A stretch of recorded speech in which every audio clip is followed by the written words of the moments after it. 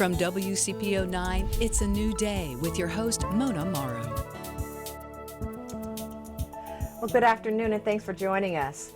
You know, Ohio suffered 109 domestic violence fatalities in the year ending June 30th, 2020. That's a 35% increase in fatalities over the same time period last year. And that is according to the Ohio Domestic Violence Network. So, enter the KASSIE Project. The goal of the KASSIE Project is to give survivors an outlet so they can share and heal. And I want to welcome my first guest, Chris Stiles, who is the founder of the KASSIE Project. Chris, thank you so much for joining us today. Of course, you're welcome. Well, KASSIE, talk about what motivated you to start the KASSIE Project. Initially, it was the murder of a very close and dear friend of mine, Cassandra, who I affectionately called Cassie. She was murdered in 2020, 3 days before Christmas, and we were both pregnant. And when I found out about the murder, and after going through the trial and all of that, I felt like, first I was a little angry because I didn't know that was happening in her life.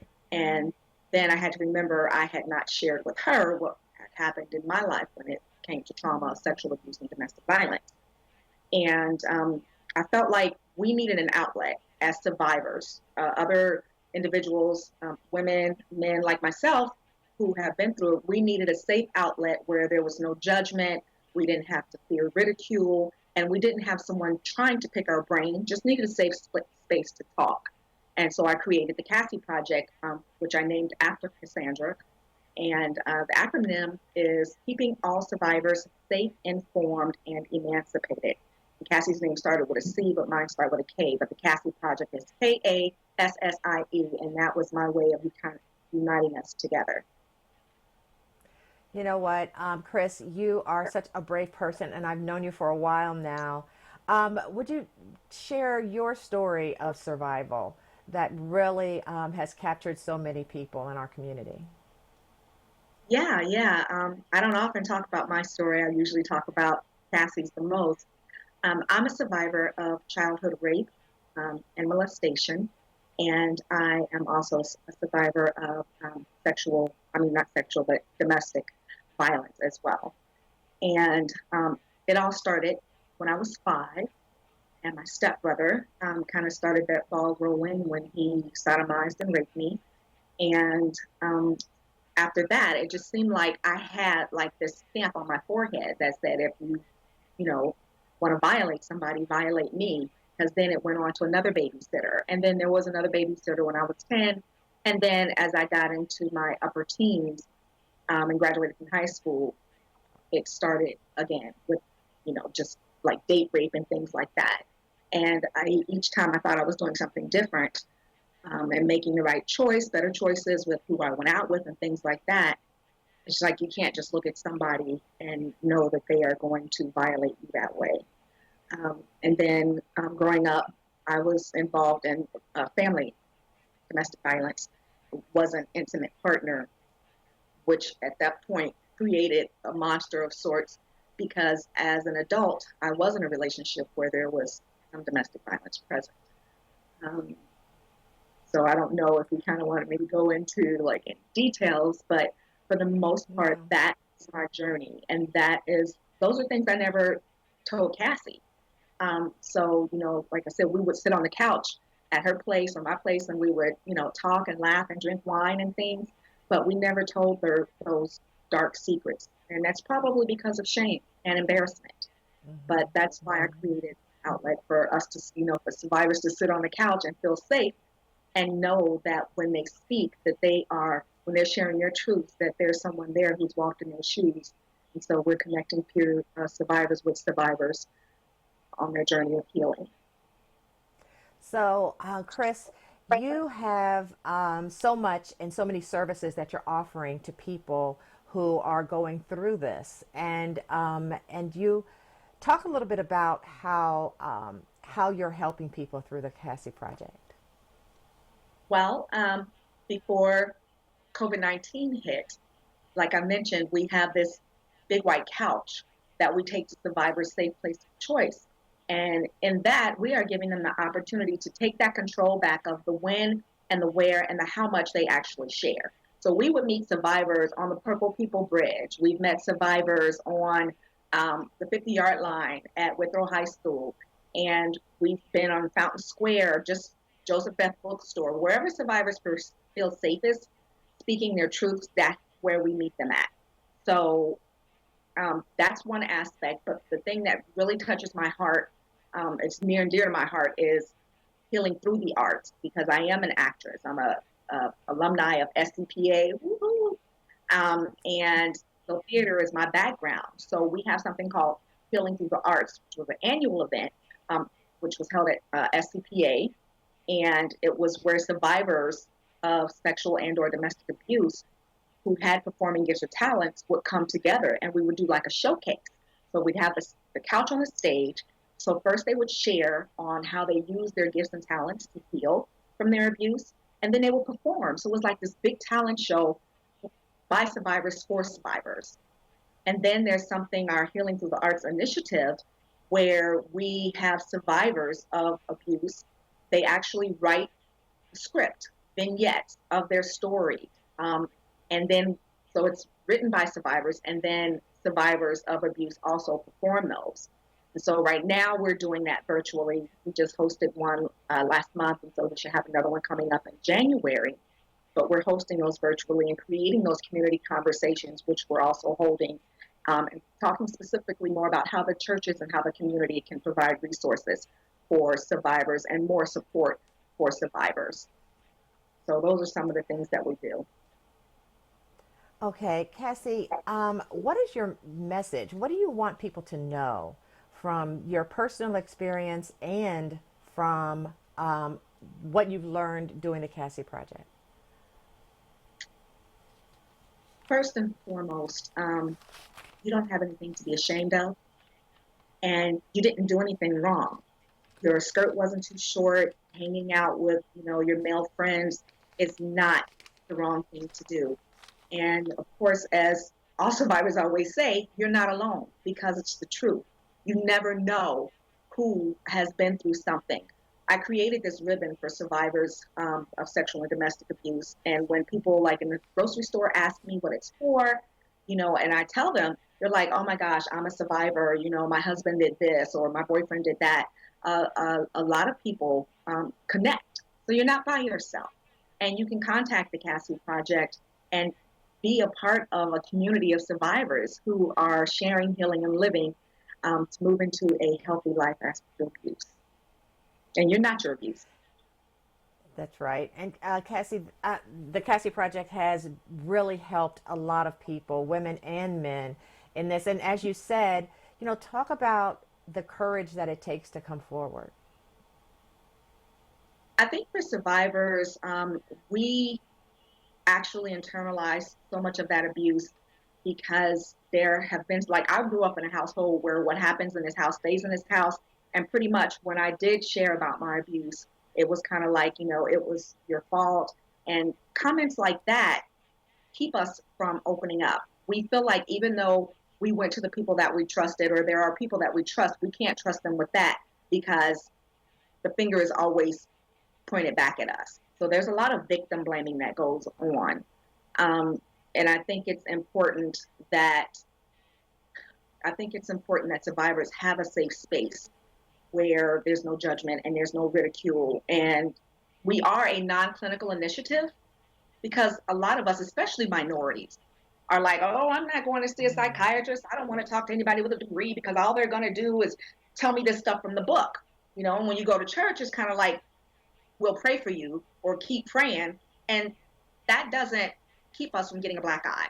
That doesn't keep us from being raped. And not to say that prayer doesn't work, it does, but we need something immediate. And so for survivors, I think them having a place to say this happened to me without people saying, oh my God, that couldn't be me, or I would have left and why did you stay? We don't need that. We want to be able to say and tell our truth in an environment where other people can connect with us and there's some empathy. there. And that's what we need, and that's what the KASSIE Project provides. All right, All Chris, right. thank you Question. so much for sharing your story with us. We're going to talk to you a little bit later on in the show, but Okay. coming up next, we'll talk to Cassie's mother. Stay with us.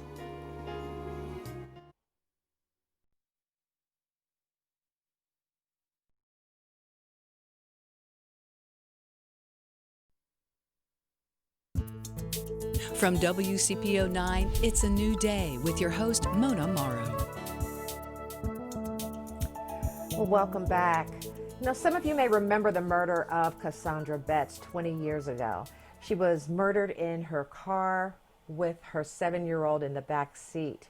Well, my next guest is the mother of Cassandra Betts, Barbara Ann Irving. Barbara Ann, thank you so much for joining us today. I appreciate it. All right. Barbara Ann, talk to me about when you found out, just your story, how you found out about your daughter's murder. Well, it was the morning of December 21st, 2000, and we were at home, and I was waiting for Sandy to bring Justice over for me to keep her because school was out. And she normally would have gotten here about 7. 8 o'clock came, 9 o'clock came, no Justice nor Sandy. So at that point in time, family members started calling around looking for, because no one knew where she was, and she was supposed to be at work by 8 o'clock. It then turned out that I found out later on that people from her job had called looking for her, but no one knew where she was. So at that time, family members went out on a search, and members of her workplace went out looking for her. It turned out around, I would say, 12:45 p.m. We still hadn't heard from her, so no one had found her. She wasn't at home. She wasn't at work. So then I, in turn, called the Fairfield Police Department to report her and Justice missing. At that point in time, they put me on hold. They said, come back. I have to switch you to another police department. That police department then answered, and at that time, they said, hold on. There was a series of transferring back and forth on the phone. So they finally said, we'll need to call you back. It turned out that my daughters, I called them and say, hey, I can't get through to the police department. They're not telling me anything. I don't know what to do at this point. And see, I was at home recovering from neck surgery, so I had a halo brace on, so I really couldn't travel. And my husband was out looking for Sandy and Justice. And in turn, my daughter called me, the oldest, and said, Mom, the police department said for us to pick you up and bring you to the department, to the police department. I, in turn, said, that's okay, I'll drive. As soon as I was trying to get into my car, my husband showed up, and in turn, we went to the Woodlawn Police Department. When I arrived, it turns out that Justice's grandparents were there at the police department, and when I walked in, they were giving me condolences, and I didn't understand why I was being given condolences. And then they asked that a police come out and escort me to the back of the room. When the police came out, they took me in the back of the room. At that time, I'm like, what's going on? Somebody please tell me, where are my daughter and grandbaby? They took me in a room. I then called on the phone because I'm like, somebody's got to tell me something. I dialed the phone to my father, and it was amazing. My father, when I told him, I said, Dad, hey, we're looking for Sandy. I'm at the police department. They won't tell me anything. I don't know what's going on. He hung up on me, and that was surprising. But what it turned out to have happened was they were showing it on the news, not mentioning her name, but her car had monogram license plates, and he saw her monogram plates, and they were stating that they had found a young female woman deceased in her car in Woodlawn. So at that point, then I called my job and saying, hey, where is she? Nobody knows where she is. So then the police came in and said, I'm sorry to inform you, Mrs. Betts, Cassandra Betts is deceased. Well, I'm like, no, she can't be. Where is she? I want to see her. They said she was being autopsied. Didn't understand how she could be autopsied. No one had identified her. They in turn took me into a room where at that time, family members started coming in. At that point in time, one of the people that came in, not only my family, but Tony Ringer, he walked up to me and gave me the biggest hug and said, Mom, don't worry about it. the police will find out who did her. Well, at that And time, we Barbara did Ann, not know. I'm gonna stop you there because I want to make sure people know that Tony Ringer is the one who did murder your daughter, and he is being released next year. Tell me about the date, the significance of the date of his release. Yes, he originally was scheduled to be released on August the 19th, which is Sandy's birthday. I have fought for 2 years to get that date changed, and now successfully, at the beginning of this year, they have decided they're changing the date to August the 16th, just so I will not have to remember his release date being on her birthday. Barbara Ann, tell me what you want people to know from this story, from the story of your daughter. What do you want people to know? Well, what I'd like them to know is that domestic violence is a serious situation. Does happen. I'm a survivor of domestic violence myself. For many years, my husband, he beat me, locked me in a closet.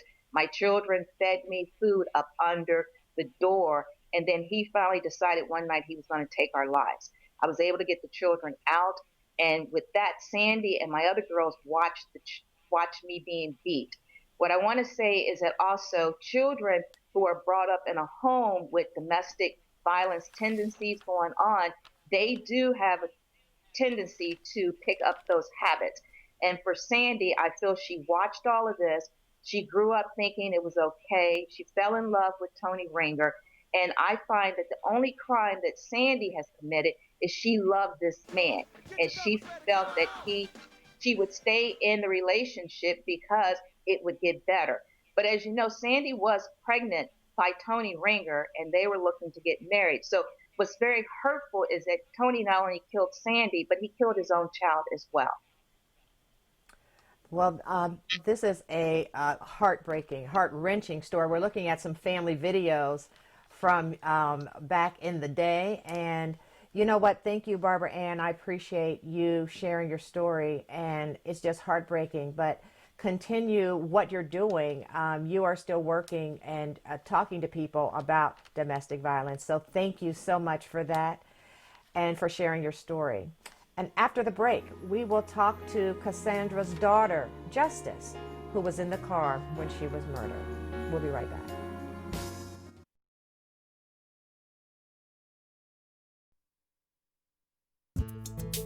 From WCPO 9, it's a new day with your host, Mona Morrow. Welcome back. Well, she was just 7 years old when her mother was murdered in the car while she was in the back seat. And I want to welcome Justice Martin and welcome back Chris Stiles. Thank you both for being here. Justice, I want to start with you. Tell us what you remember from that day. Thank you for having me. I first say that, and what I remember is my mom waking me up in the middle of the night. She had just laid me down for sleep, and she woke me up in the middle of the night saying that we need to go help Tony Ringer. His car had just broken down, and I remember her putting me in the car, in the back of the car. I laid in the back of the car. She laid me on top of my coat, my jacket, and we picked him up from the church, Lincoln Heights Ministries, and he got in the car and he had a black briefcase. So I kind of felt suspicious. I didn't know what was going on, but I was used to being around him, so I didn't feel like nothing was off. And then I remember them arguing and fighting, and he told her to pull over. And then all I remember is him shooting her, and I thought it was a bad dream, so I went to sleep. And then I woke up and I seen blood all over my mom's ear. I do remember when he got out the car, he did look behind me, back. He looked over his shoulder at me and looked at me and got out the car. I say now today that it was an angel looking over me because he could have turned around and just shot me. I did climb over my mom to get out the car. It was snow outside and everything. I kept trying to wake her up. So I finally climbed over her and to get out the car, and then I ran into it was Woodlawn Auto Repair Center. So I ran in there and told him that I needed help. my mom was bleeding, I need help. He told me to call 911. I actually called my father first, the very first person I called. My father could not help me. He was actually being held at the police station. So um, I had to call 911 next. And when I called 911, I just remember the sirens coming down the street. I remember just dropping the phone and just running out and telling them that I need help, I need help, I need you guys to help me, I need you guys to help my mom. I just kept saying my mom, my mom. And they said that my family was waiting at the police station for me and they had to take me to the police station. And all I remember is just keep saying my mom, my mom, my mom. And I didn't want to go to the police station. I didn't want to leave her. That is a powerful story. So tell me about your feelings with him getting out next year. How are you feeling?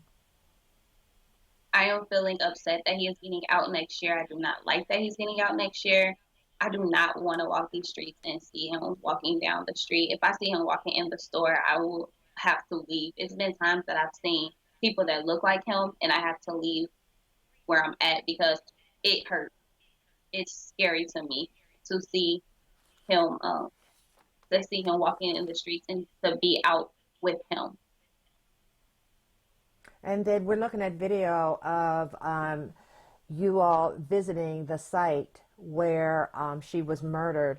But I want to ask you, the anniversary of her death, we just have a couple minutes. The anniversary of her death is coming up this week. So talk about some of the things that you plan to do. So one thing I have not announced to anyone, I'm actually wanting to, for the very first time, is to actually do a visual at the site that my mom was actually passed. It was very hard for me to visit this time, but I feel like it's 20 years. I feel like I'm ready. I'm ready to go back. I'm ready to get it together where I actually can do candles and let the balloons off because every year I let balloons off. Every year I get purple balloons purple balloons, and as many years as it's been, that's how many balloons I get. And I always get one baby blue balloon for the son that she was pregnant with. And I think this year I really want to go to the site and let them off and do candles and let people talk and things like that. So I'm actually going to begin in contact with the owner of the land and actually see if I can do that. I think that would be a fitting tribute for your mom. Cassie, we just have a couple minutes left. Can you just tell people, I'm sorry, Chris, thank you. I keep calling you Cassie. But Chris, talk about why, how people can get help, how they can reach out to the KASSIE Project. Well, even if they could always call the National Domestic Violence Hotline, who will definitely put you in touch with agencies in your area that can help you if you are a victim of the KASSIE Project. And the KASSIE Project, let me be specific, that we work with survivors. We are not directly involved with the initial trauma and getting you out of that situation. But if you are ready to share your truth, or if you want to be connected with other survivors along your journey, you can reach us at 513-400-5896. That's 513-400-5896, or visit us at iamcassie.org. That's Cassie with a K. All right. And Justice, I just quickly want to let people know how well you're doing right now. So we've got 15 seconds if you can tell us how well you're doing, what you're doing now. I am an entrepreneur. I do have a little girl that's named after my mom. She is Cassandra, and that's the pictures that you guys are seeing. And I'm an entrepreneur, so I'm running my own companies. I did just open a janitorial service, a commercial service. Okay, thank you. Thank you all so much for joining us. We really appreciate it. And if you need help, please contact the Domestic Violence Hotline. And if you want to share your story, iamcassie.org. And that's today's show. If you have a story idea, send it to A New Day at wcpo.com. And remember, be safe and spread. See you.